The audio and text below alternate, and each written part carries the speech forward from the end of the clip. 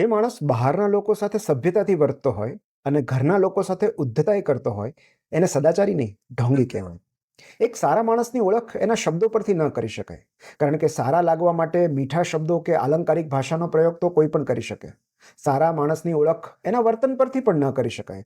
કારણ કે તમને ઇમ્પ્રેસ કરવા માટે સારું વર્તન કરતો હોય એવું બની શકે. એક સારા માણસની ઓળખ એના સ્વજનો પ્રત્યેના વલણ અને વ્યવહારથી નક્કી થાય છે. એ ઘરનું વાતાવરણ કેવું રાખે છે એના પરથી થાય છે. જેમને હવે બિલકુલ ઇમ્પ્રેસ કરવાના નથી એવા સ્વજનો, મિત્રો અને સ્નેહીઓ સાથે એ કેવી રીતે વર્તે છે, એમની સાથે કયા શબ્દોમાં વાત કરે છે, એમને કેટલું માન આપે છે અને એમની કેટલી મદદ કરે છે, એના પરથી તેના મૂળ સ્વભાવની પરખ થાય છે. જે પોતાની આસપાસ એક શાંત, પ્રેમાળ અને ભયમુક્ત વાતાવરણ સર્જી શકે, એની સારપ ક્યાંય શોધવા નથી જવી પડતી. એની આસપાસ રહેલા હસતા ચહેરામાં એ વ્યક્તિની સારપનું પ્રતિબિંબ સ્પષ્ટ દેખાઈ આવે છે.